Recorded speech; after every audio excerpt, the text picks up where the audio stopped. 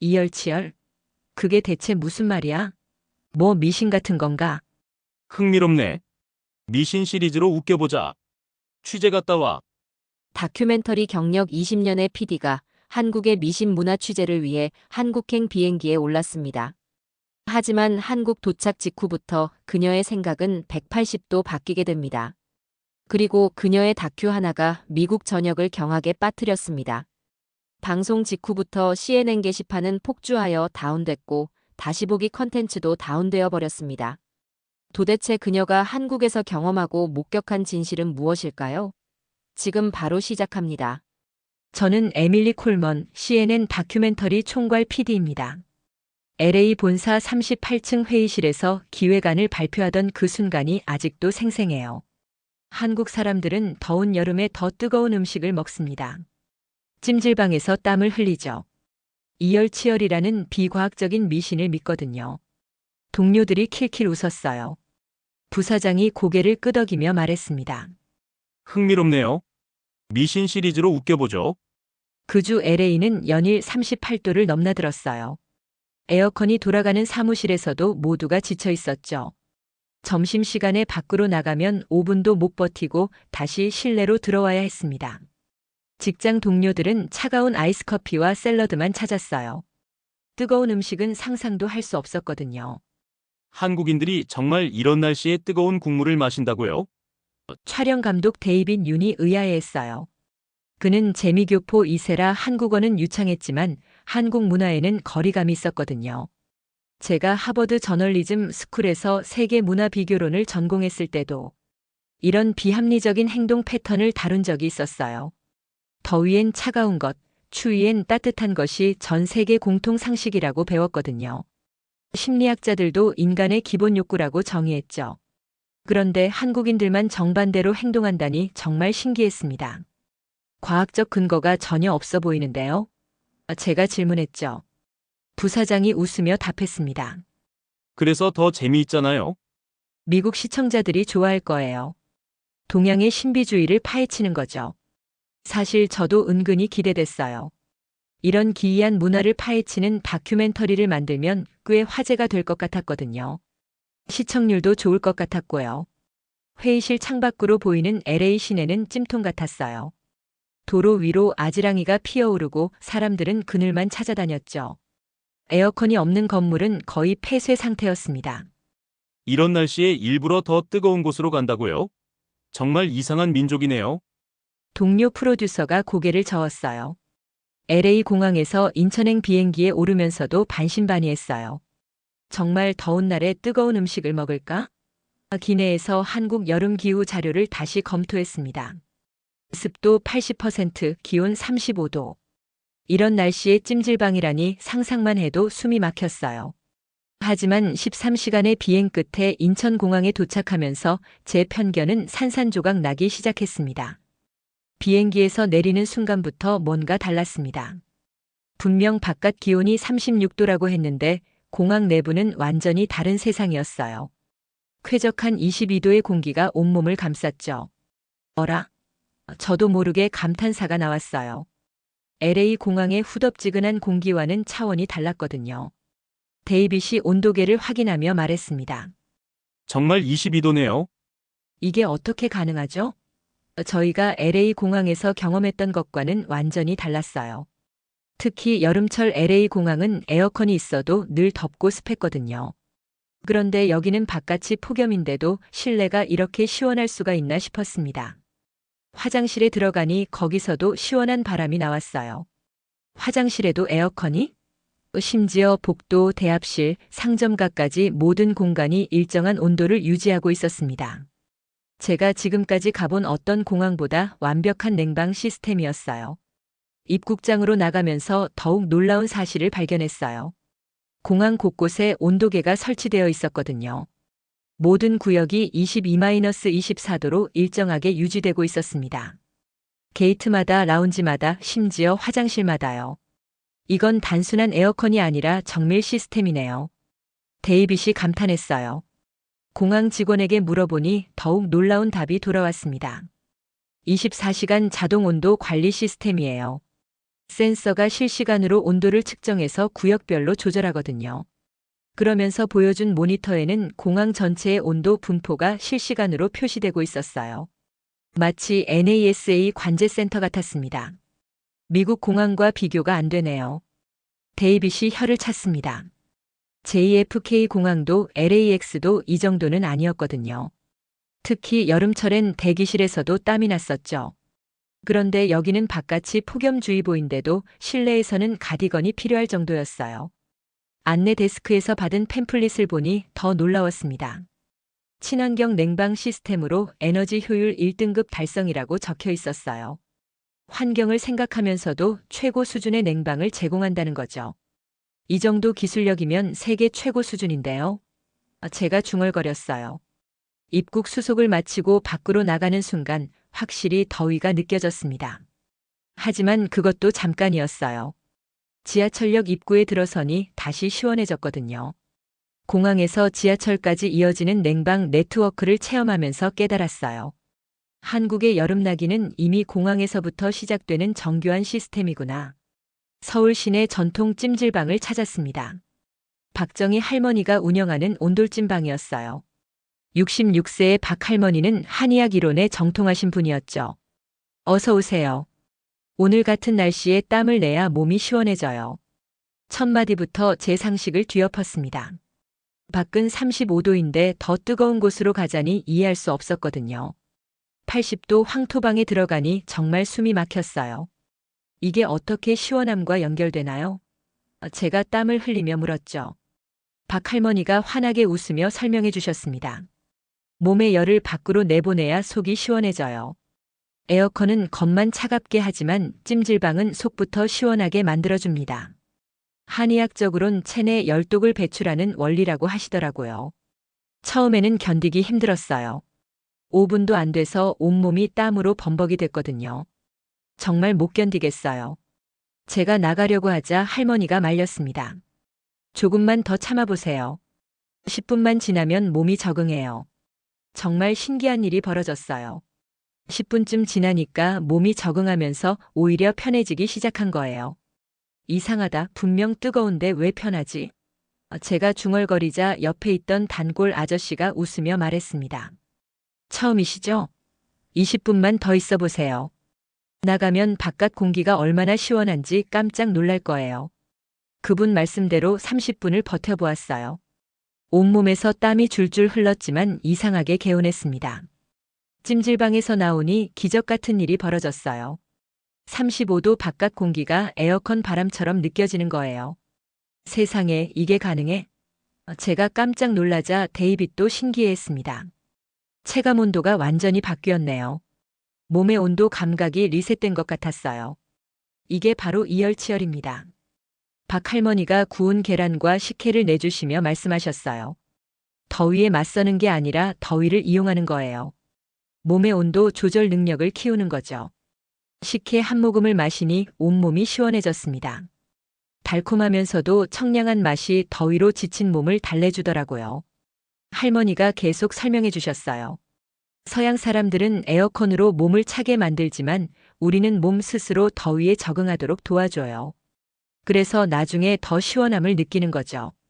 다른 손님들도 고개를 끄덕였어요. 여름에 찜질방 다니면 더위를 덜 타게 돼요. 에어컨 병도 안 걸리고요. 데이빗이 카메라를 들고 있던 손을 내렸어요. 이건 단순한 미신이 아니네요. 과학적인 원리가 있어요. 맞았어요. 이열치열은 몸의 체온 조절 메커니즘을 활용한 지혜였던 거죠. 에어컨처럼 외부에서 강제로 온도를 낮추는 게 아니라 몸 스스로 더위에 적응하도록 도와주는 방법이었습니다. 이때부터 제 시각이 완전히 바뀌기 시작했어요. 서울 지하철 2호선에 탔습니다. 러시아워 시간대였는데도 차내는 놀랍도록 시원했어요. 뉴욕 지하철과는 차원이 다른 수준이었죠. 뉴욕에서는 여름철 지하철이 찜통이 되는 게 당연했는데 말이에요. 여름철 전동차 일반 칸의 냉방기 설정 온도는 24도로 운영됩니다라고 서울교통공사에서 공식 발표했더라고요. 한 칸에 냉방 장치가 2대씩 설치되어 있어요. 데이빗이 천장을 가리키며 말했습니다. 현대로템 기술연구소 자료를 보니 최근 제작되는 전동차에는 일반적으로 한 량의 2대가 설치된다고 하더라고요. 8량 편성이면 총 16대의 에어컨이 동시에 돌아가고 있는 거죠. 이게 서울 전체 지하철에서 동시에 일어나고 있다니 상상만 해도 엄청난 규모였어요. 놀라운 건 승객들의 반응이었어요. 냉방은 기본권이에요. 한 시민이 당연하다는 듯이 말했습니다. 여름에 지하철이 덥다? 상상도 못해요. 또 다른 승객도 고개를 끄덕였어요. 에어컨 없는 지하철이면 아무도 안 탈 거예요. 이들에게 냉방은 선택이 아니라 필수였던 거죠. 미국과 비교하면 어떤 것 같으세요? 제가 물었더니 한 대학생이 웃으며 답했습니다. 미국 친구가 한국 와서 가장 놀란 게 지하철 에어컨이라고 하더라고요. 자기네는 여름에 지하철 타는 게 고문이라면서요. 실제로 뉴욕 지하철은 여름에 정말 견디기 힘들거든요. 습하고 더운 데다 냄새까지 나니까요. 서울교통공사 자료를 보니 더욱 놀라웠어요. 냉방 가동 시 전동차 내부 온도를 측정한 결과 좌석 위치에 따라 온도 차이가 2-4도 정도 나며 승객이 많은 경우 최대 6도까지 벌어질 수 있다고 하더라고요. 그래서 자세히 관찰해 봤어요. 정말 객실 양쪽 끝이 더 시원하고 중앙부가 상대적으로 따뜻하더라고요. 심지어 양냉방 칸도 있어요. 데이빗이 파란색 스티커를 발견했습니다. 양냉방 칸은 냉방 온도를 일반 칸보다 1-2도 높여 설정한 지하철 객차라고 되어 있었어요. 냉방이 너무 추운 사람들을 위한 배려였죠. 이 정도면 개인 맞춤형 냉방 서비스나 다름없었어요. 지하철 기관사에게도 물어봤어요. 여름철엔 냉방 관련 문의가 가장 많아요. 너무 덥다, 너무 춥다고 실시간으로 연락이 와요. 그래서 또 타지하철 앱까지 만들어서 승객들이 온도 조절을 요청할 수 있게 했다고 하더라고요. 민원이 들어오면 즉시 기관사에게 전달돼서 온도를 조절한다고 했어요. 전국에 수백 개 역 수천 대의 전동차가 모두 이런 식으로 운영되고 있다는 게 믿기지 않았습니다. 이건 단순한 교통수단이 아니라 이동하는 냉방시설이었어요. 하루에 수백만 명이 이용하는 지하철이 모두 24도로 유지된다니 이게 바로 한국의 냉방 인프라구나 싶었습니다. 새벽 2시 호텔 근처 편의점을 찾았습니다. 한국 편의점의 24시간 냉방 시스템을 직접 확인하고 싶었거든요. 문을 열고 들어서니 찬 바람이 온몸을 감쌌어요. 밖은 여전히 26도인데 편의점 안은 완벽한 22도였습니다. 24시간 내내 에어컨을 틀어요? 제가 점주에게 물었습니다. 당연하죠. 여름엔 편의점이 피난처 역할을 해야 하거든요. 점주가 자연스럽게 답했어요. 특히 새벽 시간에 산책하시는 분들, 야근하는 직장인들이 잠깐씩 들어와서 쉬어가세요. 편의점이 단순한 상점이 아니라 공공쉼터 기능을 하고 있었던 거죠. 밤늦은 시간인데도 손님들이 계속 들어왔어요. 야근하는 직장인, 산책 나온 주민들, 배달 기사님들까지 시원해서 잠깐 들어왔어요. 한 아주머니가 말했습니다. 집에서 여기까지 5분인데 그 사이에 땀이 나더라고요. 여기서 아이스크림 하나 사 먹고 가면 딱 좋아요. 점주가 더 자세히 설명해 줬어요. 여름철 전기세가 만만치 않지만 그래도 24시간 틀어놔야 해요. 손님들이 들어왔다가 덥다고 바로 나가버리면 매출이 떨어지거든요. 냉방비를 투자해서라도 편안한 쇼핑 환경을 만들어야 장사가 된다는 거였어요. 편의점이 제공하는 서비스를 자세히 관찰해보니 놀라웠어요. 냉장 음료, 아이스크림은 기본이고 시원한 실내에서 잠깐 쉬어갈 수 있는 공간까지 제공하는 거죠. 이 트인 공간에는 테이블과 의자까지 마련되어 있었고요. 한국 편의점은 복지센터 같아요. 데이빗이 감탄했습니다. 더 놀라운 건 이런 편의점이 전국에 5만 개가 넘는다는 거였어요. 정부에서 운영하는 무더위 쉼터보다 편의점이 더 많고 더 편리해요. 한 손님이 말했습니다. 무더위 쉼터는 찾기도 어렵고 운영시간도 제한적인데 편의점은 집 앞에 있잖아요. 새벽 3시에도 환하게 불이 켜진 편의점들을 보니 경이로웠습니다. 이게 다 24시간 냉방되고 있는 거예요? 제가 물었더니 점주가 고개를 끄덕였어요. 네, 전국 편의점이 거의 다 이렇게 운영해요. 여름철엔 생존 문제거든요. ATM, 택배, 공과금 납부까지 되는 편의점에서 24시간 냉방까지 제공한다니. 정말 종합생활서비스 센터였어요. 미국에서는 상상도 못할 시스템이에요. 데이빗이 말했죠. 민간이 공공복지를 대신하고 있는 셈이었습니다. 정부가 운영하는 시설보다 접근성이 좋고 서비스 품질도 높았어요. 이것이야말로 한국형 여름나기의 핵심이었습니다. 일상이 곧 냉방 인프라인 거죠. 저녁 7시 한강공원에 도착했습니다. 기온은 여전히 35도였는데 공원 곳곳에 수천 명의 사람들이 모여 있었어요. 정말 이 더위에 밖에서 맥주를 마신다고요? 제가 믿을 수 없다는 표정으로 물었죠. LA에서는 상상도 못할 일이었거든요. 35도면 모든 야외 활동이 중단되는 온도였으니까요. 치킨에 맥주, 이게 바로 치맥이에요. 한 가족이 돗자리를 펴고 앉으며 설명해 줬습니다. 대구에서는 아예 치맥 페스티벌이라는 대규모 축제까지 열린다고 하더라고요. 치킨과 맥주를 결합한 국내 최대 규모의 식음 축제라고 할 정도로 한국에서는 대표적인 여름 문화였어요. 놀라운 건 이들이 더위를 피하려 하지 않았다는 점이에요. 오히려 더위를 즐기고 있었거든요. 더워서 더 맛있어요. 치킨을 뜯으며 한 아버지가 말했습니다. 집에서 에어컨 틀고 먹는 것보다 밖에서 바람 맞으며 먹는 게 훨씬 시원해요. 7살 딸아이도 아이스크림을 먹으며 즐거워했어요. 배달 앱으로 주문한 치킨이 계속 도착했어요. 배달 기사들도 익숙하다는 듯이 한강공원 곳곳을 누비고 있었죠. 여름밤 한강 치맥 배달이 제일 많아요. 한 배달 기사가 말했습니다. 하루에 50건은 기본이에요. 더운데도 사람들이 밖에서 먹고 싶어 해요. 심지어 텐트까지 쳐놓고 하룻밤을 보내는 가족들도 있었어요. 이건 페스티벌이야. 외국인 관광객들이 스마트폰으로 사진을 찍으며 감탄했어요. 정말 그랬어요. 한강 페스티벌 홈페이지를 보니 한강의 여름은 한강다운 프로그램들로 가득합니다. 시원한 강바람을 맞으며 둔치에서 때로는 물 위에서 새벽부터 밤까지 놀고 쉬고 힐링하는 축제 공간이었어요. 한강공원에는 편의점, 화장실, 그늘막까지 완벽한 인프라가 갖춰져 있었어요. 필요하면 에어컨 있는 편의점에서 잠깐 쉬었다가 나와서 다시 치맥을 즐길 수 있었죠. 더위를 피하는 게 아니라 더위와 함께 노는 거예요. 한 대학생이 설명해 줬습니다. 음악이 흘러나오고 조명이 켜지면서 한강이 거대한 야외 카페로 변했습니다. 가족 단위, 연인들, 친구들이 모여 각자의 방식으로 여름밤을 즐기고 있었어요.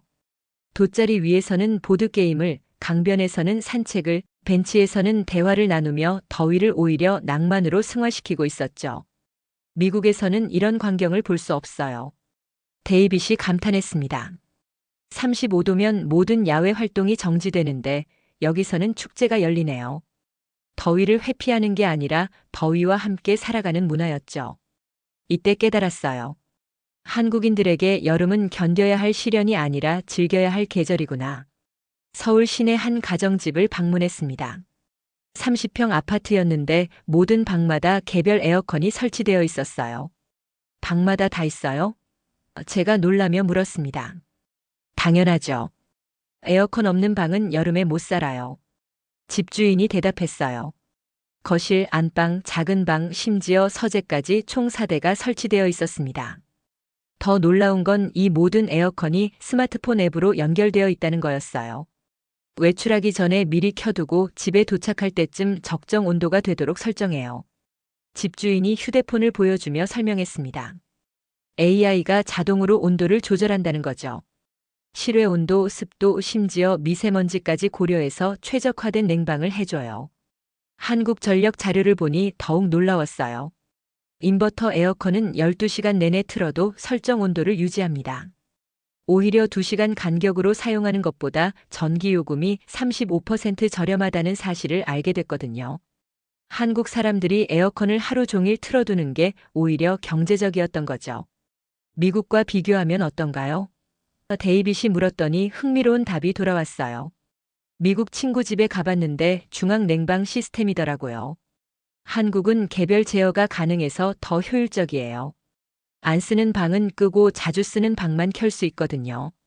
실제로 거실은 24도, 안방은 26도, 서재는 22도로 각각 다르게 설정되어 있었어요. 집주인이 더 자세히 설명해 줬어요. 요즘 에어컨은 단순히 차게만 하는 게 아니에요. 공기청정, 제습, 심지어 바이러스 제거까지 되거든요. 정말 최신형 에어컨을 보니 온갖 기능이 다 들어있더라고요. 미세먼지 농도까지 측정해서 공기질을 관리해줘요. 가전제품 매장에 가보니 더욱 놀라웠습니다. 에어컨 코너가 매장의 절반을 차지하고 있었어요. 1등급부터 5등급까지 평수별로 세분화된 제품들이 즐비했죠. 한국인들의 냉방에 대한 관심이 얼마나 높은지 알 수 있어요. 판매 직원이 설명했습니다. 여름 시즌엔 에어컨이 가전제품 매출의 30%를 차지해요. 최근에는 IoT 기능이 기본이에요. 판매 직원이 최신 모델을 가리키며 말했어요. 집에 오기 전에 미리 켜놓을 수도 있고 전력 사용량도 실시간으로 확인할 수 있어요. 심지어 음성 인식까지 되어서 에어컨 켜줘라고 말하면 자동으로 작동한다고 하더라고요. 에너지 효율성도 놀라웠어요. 2025년 최신 모델은 10년 전보다 전력 소비량이 40% 줄었어요. 한국 에어컨 기술의 발전 속도가 정말 빨랐습니다. 이제는 냉방뿐만 아니라 난방, 공기청정, 제습까지 하나로 해결해요. 단순한 냉방 기기가 아니라 종합 공기 관리 시스템이었어요. 전국 가정의 95% 이상이 에어컨을 보유하고 있어요. 통계청 자료를 보니 정말 그랬어요. 이 정도면 에어컨이 필수 가전이 된 거죠. IT 기술과 일상이 완벽하게 결합된 사례였습니다. 기후변화 시대에 맞는 최첨단 생활 인프라였어요. 한국의 냉방 기술은 이미 세계 최고 수준에 도달해 있었습니다. 마지막 날 다시 박정희 할머니의 찜질방을 찾았습니다. 이번엔 단순한 취재가 아니라 진정한 이해를 위해서였어요. 또 오셨네요. 할머니가 반갑게 맞아주셨습니다. 이번엔 좀 다를 것 같아요. 제가 미소 지으며 답했어요. 일주일 전과는 완전히 다른 마음가짐이었거든요. 80도 황토방에 들어가니 이번엔 편했습니다. 몸이 적응했다기보다는 마음이 받아들였다고 해야겠죠. 처음 올 때와 느낌이 다르시죠? 할머니가 물었어요. 네, 이제 왜 이렇게 하는지 알 것 같아요. 한국의 여름 문화 전체를 이해하고 나니 찜질방의 의미도 달리 보였어요. 땀이 흐르면서 몸속 열기가 빠져나가는 게 느껴졌어요. 30분 후 나와서 식혜를 마시니 온몸이 개운해졌습니다. 진짜 시원하다는 건 마음까지 푸는 거예요. 할머니의 말씀이 가슴에 와닿았어요. 단순히 온도를 낮추는 게 아니라 몸과 마음이 함께 시원해지는 경험이었거든요. 할머니, 혹시 가족 중에 미국에 계신 분 있나요? 제가 조심스럽게 물었습니다. 할머니의 눈가에 이슬이 맺혔어요. 딸이 어릴 때 미국으로 입양을 보냈어요. 지금 40살이 넘었는데 한 번도 못 만났죠. 순간 목이 메었습니다. 갑자기 할머니가 더 각별하게 느껴졌어요. 그 아이도 이런 맛을 알까요? 식혜 맛, 찜질방의 따뜻한 말이에요. 할머니가 천천히 말씀하셨어요. 미국에서 자랐으니 에어컨만 알겠죠. 이런 전통적인 시원함은 모를 거예요. 그때 깨달았어요. 이열치열은 단순한 건강법이 아니라 한국인의 정서였구나. 더위를 이겨내는 지혜이자 함께 나누는 문화였어요. 할머니가 직접 만든 식혜를 한 잔 더 따라주시며 말씀하셨어요. 이 식혜도 마찬가지예요. 찬 것만 마시면 속이 냉해져서 오히려 더 더워져요. 식혜는 몸에 열을 식혀주면서도 속을 따뜻하게 해줘요. 정말 그랬어요. 차가운 음료를 마실 때와는 다른 종류의 시원함이었어요. 데이빗도 식혜를 마시며 감탄했어요. 이제 이해했어요. 한국의 여름 문화는 기술과 전통이 함께 어우러진 거네요. 맞았어요. 최첨단 냉방 시스템과 전통적인 이열치열이 조화롭게 공존하고 있었던 거죠. 호텔로 돌아와 다큐멘터리를 전면 수정했습니다. 조롱하려던 미신이 실은 깊은 지혜였어요. 한국의 여름 문화는 최첨단 기술과 전통 철학이 완벽하게 어우러진 놀라운 시스템이었죠. 공항에서 지하철, 편의점, 가정집까지 이어지는 냉방 인프라와 찜질방, 치맥, 식혜로 대표되는 전통 문화가 하나로 연결되어 있었어요. 3개월 후 방송된 다큐멘터리는 미국에서 큰 반향을 일으켰습니다. CNN 시청자들이 한국식 여름나기에 관심을 보이기 시작했어요. LA에도 한국식 찜질방이 생겼고 식혜 수입량이 급증했습니다. 심지어 한국형 편의점 모델을 도입하려는 체인점들도 나타났어요. 조롱으로 시작한 기획이 문화교류로 이어진 거죠. 그때 진정으로 배웠어요. 이해하지 못하는 것을 섣불리 판단해서는 안 된다는 걸요. 한국의 여름은 단순히 더위를 견디는 계절이 아니라 기술과 전통, 개인과 사회가 하나로 어우러져 만들어낸 아름다운 문화였습니다. 제시도 클로드는 실수를 할 수 있습니다. 응답을 반드시 다시 확인해 주세요.